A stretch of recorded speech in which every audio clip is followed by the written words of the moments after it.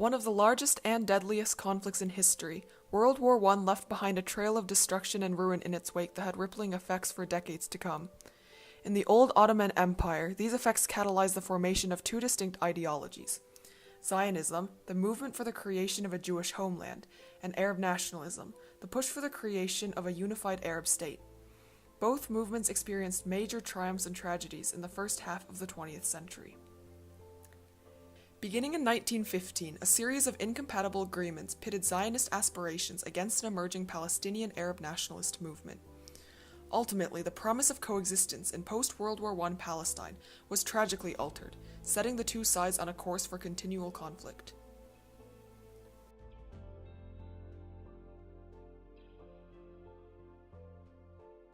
One of the greatest spoils to the victors of World War I came from the fall of the Ottoman Empire in the beginning of the 20th century, which left much of their former territory in the Middle East in the hands of the French and British. This success would not have been possible without the help of the Arab population in the Middle East, who were integral in instrumenting the defeat of the Ottoman Empire. Through a series of letters known as the McMahon-Hussein Correspondence from 1915 to 16, the British had secured the assistance of the Arabs in overthrowing the Ottoman Empire in exchange for British support of an independent Arab state. Unbeknownst to the Arabs, however, the British and the French had been secretly drafting a document at the same time, the Sykes-Picot Agreement. This agreement would divide up territory of the former Ottoman Empire in the Middle East under British and French control. Directly contradictory to the McMahon-Hussein correspondences, the Sykes-Picot Agreement came as a major blow to the aspirations of Arab nationalists, and marked the beginning of a long-standing power struggle exacerbated by subsequent British foreign policy. The encroachment of colonial ambitions onto the Arab consciousness only served to drive the rise of Arab nationalism in response to the humiliation of Sykes-Picot that arbitrarily carved up historical, tribal, and ethnic regions. More issues developed in 1917 when the British formalized their goal for the establishment in Palestine of a national home for the Jewish people through the Balfour Declaration. Balfour marked the first instance in history of genuine legitimization of the Zionist movement by a foreign power and prompted a new wave of nearly 40,000 Jewish people into Palestine. It was just, a big injection of excitement amongst Zionists worldwide that the Balfour Declaration was released. On the other hand, Palestinian Arab nationalists viewed the Balfour Declaration as a denial of their right to self-determination and feared it would lead to their economic and political subjection to the Jews.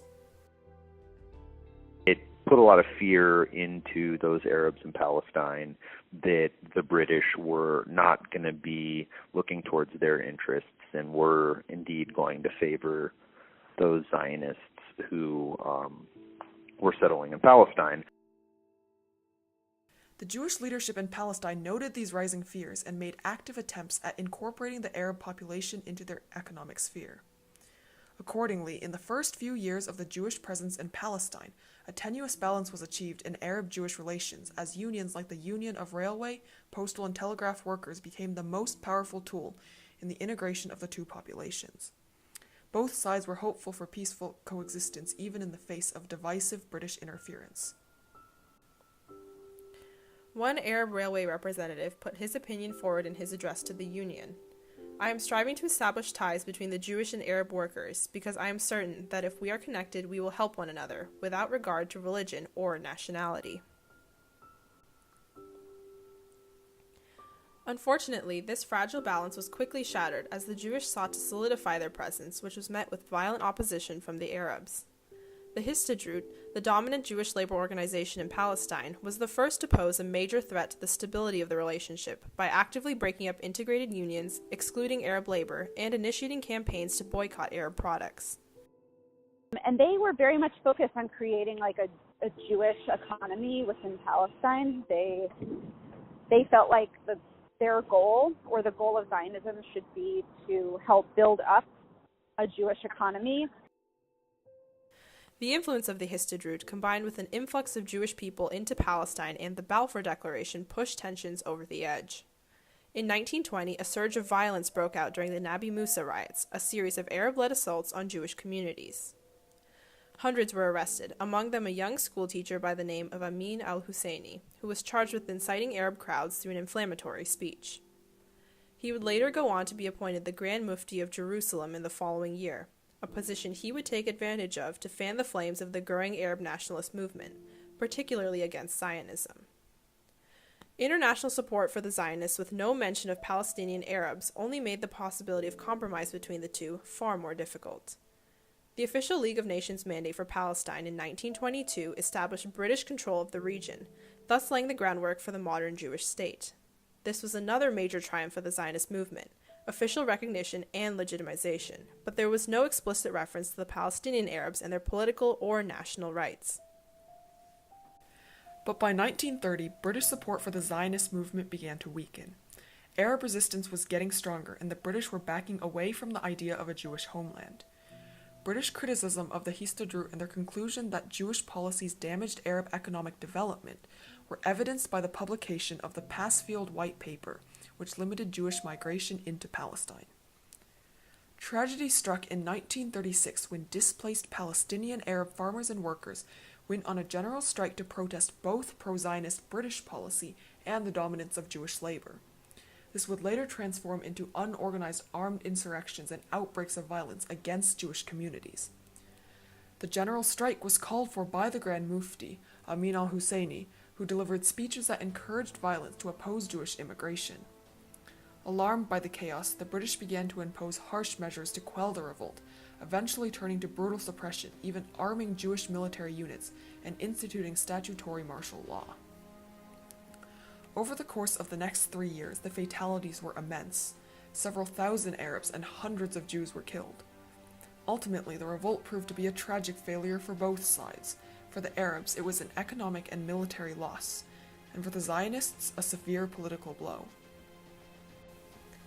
Following the revolt, the British issued the White Paper of 1939, which marked an end to pro-Zionist policies from Britain. This new diplomatic policy officially limited Jewish immigration for the next 5 years and forbade further Jewish purchase of land. More importantly, it explicitly stated that it is not part of His Majesty's government's policy that Palestine should become a Jewish state. Likewise showed that the British were moving towards supporting Arab interests because they felt that Jewish immigration to Palestine was creating a situation that was becoming out of control. The Zionists and Jews in Palestine were immediately enraged over what they saw as a betrayal by the British during a time when the Zionism movement was characterized by a renewed sense of urgency in the face of growing violence elsewhere in Europe. The Jewish Agency for Palestine even issued a statement shortly after, which accused the British of abandoning the Jews in what they called the darkest hour of Jewish history. The Arab nationalists in Palestine wanted a guarantee on permanent immigration restrictions and continued to clash with Zionists going forward. The 1936 Arab Revolt represented a tragic break in relations between the Zionists and Palestinian Arab nationalists that continues to resonate throughout modern-day conflicts in the Middle East. What had transpired in the first half of the 20th century proved to have disastrous effects going forward by marginalizing the Palestinians and for much of the Jewish population in Europe, destroying a potential escape from the horrors leading up to and during World War II. The Zionist movement would not be able to regain the same level of official recognition and ideological triumphs as it did in the early 1900s, and the Arab nationalists too would suffer from increasing violence in the coming years. As the British Shaw Commission noted, representatives of all parties told us that before the war, the Jews and Arabs lived side by side, if not in amity, at least with tolerance, a quality which today is almost unknown in Palestine. Tragically, a window of opportunity for peaceful coexistence during the Palestine Mandate period would be closed by British policy, Zionist attempts at asserting economic control, and Arab violence in response. And so you get this picture where the Jewish actions are not violent in the way we typically think of violence, like someone taking a weapon and hurting somebody, but we're more of like a systematic pressure on Arabs that in many ways contributed to the conflict. And the actions of the Arabs were much more what we think of as like a traditional type of violence. The fractured relationship between the Arab nationalists and Zionists during that time period are now critical to understanding the deep-rooted struggle for peace and stability in Palestine today.